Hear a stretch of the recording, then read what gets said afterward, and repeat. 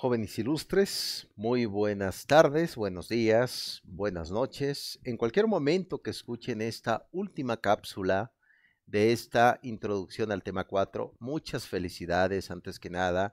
Han llegado ya a esta travesía, tienen un juicio ya crítico y precisamente la preocupación de que entender el presente es una forma también de hacer justicia a la historia, al pasado, al punto de vista educativo de nuestra materia Historia de Educación en México. Estoy seguro que ya con su docente han ido ya reformulando concepciones y por supuesto siempre buscando desde nuestra universidad Felipe Villanueva buscar siempre un proceso de búsqueda de calidad educativa. Ya a partir ya de lo que es el tema 4 va a venir un libro. Curiosamente la escribió una feminista sueca llamada Helen Key. El libro se llama El siglo de los niños. ¿Por qué? Porque el siglo XX es eso, el siglo del niño. ¿Por qué razón? Se descubre ya corrientes, cognoscitivismos, constructivismos, y todas esas ideas van a llegar para dar sentido a la educación pública, a las escuelas normales en México y también a las escuelas universitarias, tanto públicas y privadas. ¿Por qué razón? Porque el ser humano debe de ser educado. Y ahí viene precisamente la necesidad de grandes educadores que le puedan dar sentido precisamente a su propia estructura y también dar voz a los que no tienen voz. Y de eso se trata. Y claro está, por ahí comentó, como les mencioné, del propio Enrique Dussel, de lo que fue el pensamiento de una idea siempre desde donde estemos.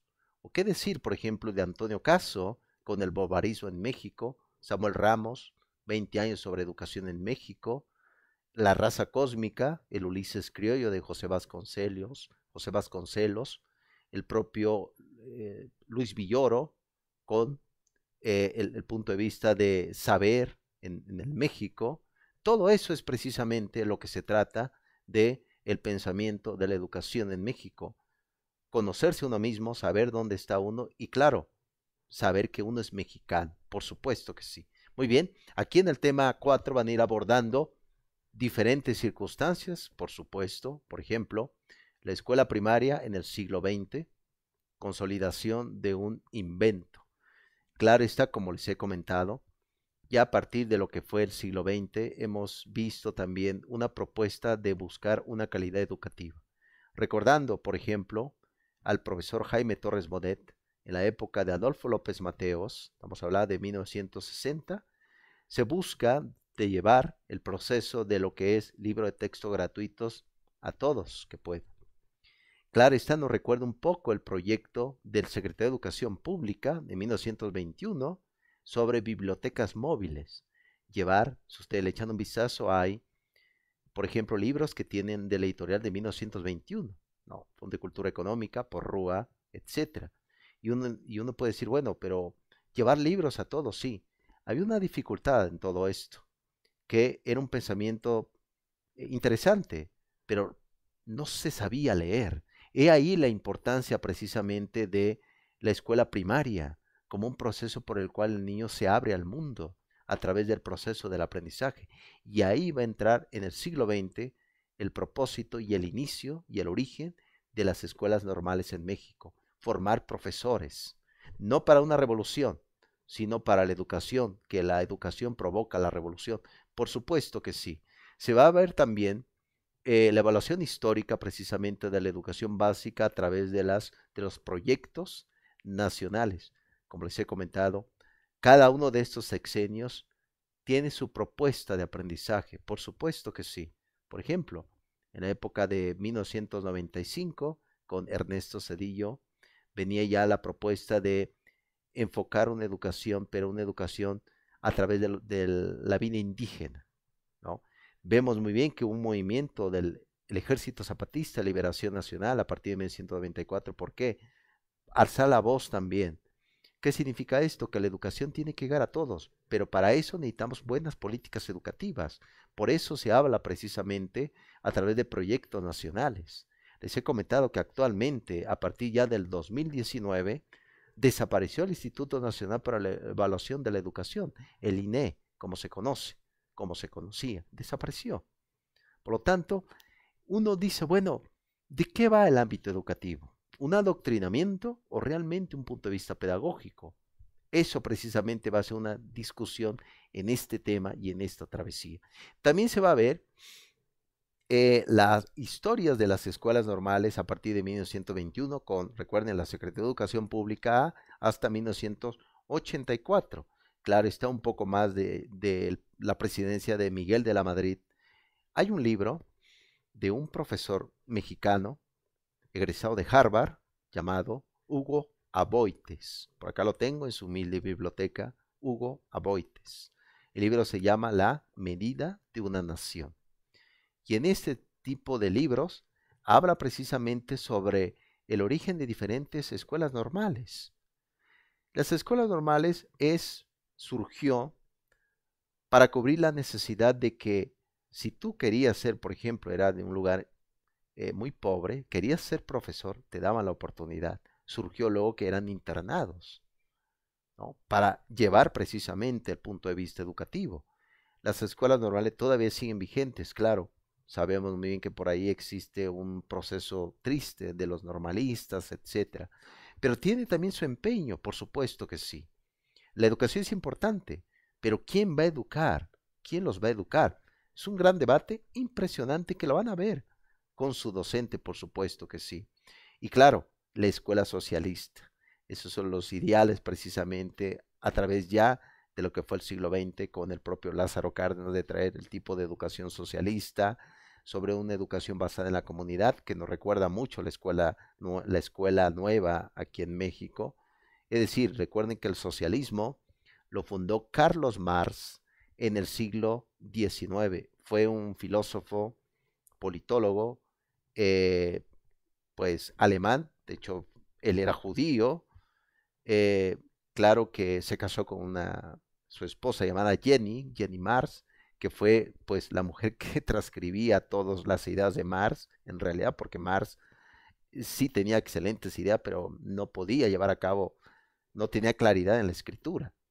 Y claro, el socialismo, ¿qué significa? Significa el concepto igualitario, que no existe propiedad privada, etcétera. Pero como les he platicado, la misma educación es una propiedad privada, por supuesto que sí. ¿Por qué? Porque la educación primero se interioriza, ¿no? Tomando el punto de vista del constructivismo, de la epistemología genética, por supuesto que sí. Lo van a ver, por supuesto que sí. Van a ver también la escuela secundaria en México a partir de 1925, 1940, recordando que más adelante va a dar también el inicio de las telesecundarias en México, ¿no? Claro que va a surgir también el Instituto Nacional de Fomento Educativo, también va a surgir eh, el CONAFE, y precisamente la propuesta de llevar a cabo educación para todos, pero hace falta profesores, hace falta docente, por supuesto. Se va a ver también el tema de la descentralización del sistema educativo mexicano, autonomía y supervisión escolar. Todavía sigue vigente ese concepto de la descentralización. Todo se enfoca en la Ciudad de México, que antes era el Distrito Federal. Todo se enfoca ahí. Por lo tanto, buscar también alternativas, ¿no lo creen? Por el cual, y eso precisamente es como comentó Hugo Aboites, el gran problema, porque los planes de estudio vienen directo desde la parte central de la Secretaría de Educación Pública. La propuesta es que cada escuela pueda hacer su plan y programa de estudio con base a la necesidad de la comunidad. Ese es el gran reto de este tiempo. Por supuesto que sí, el gran reto. Muy bien.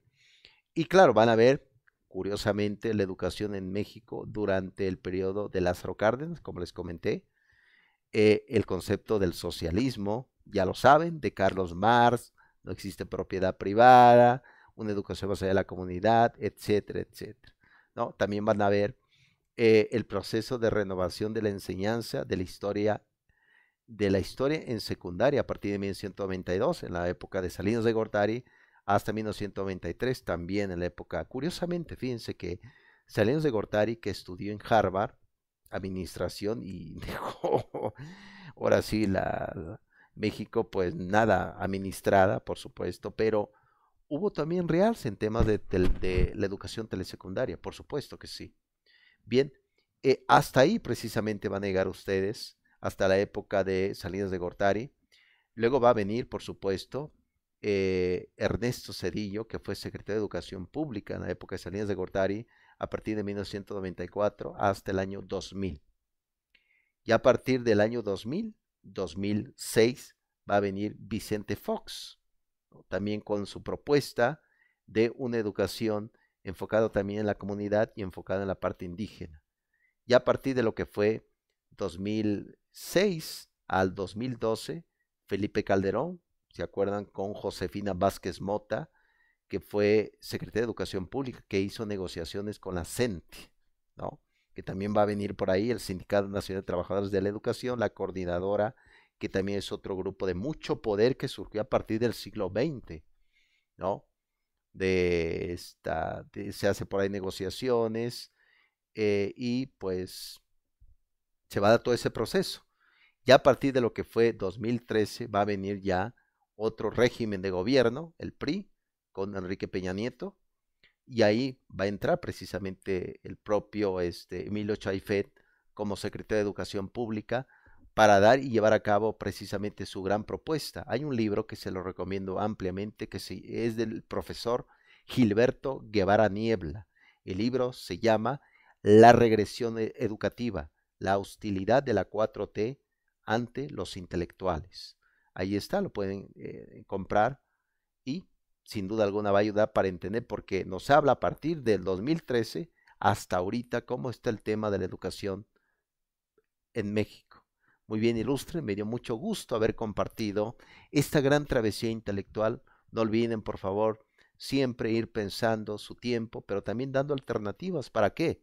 Para pensar que la educación en México hace falta mucho que trabajar, pero si un docente, un alumno interioriza su existencia, es una forma también de entender que la educación no coloniza, no genera colonización, sino genera libertades. Muy bien, cuídense mucho, jóvenes, y me despido.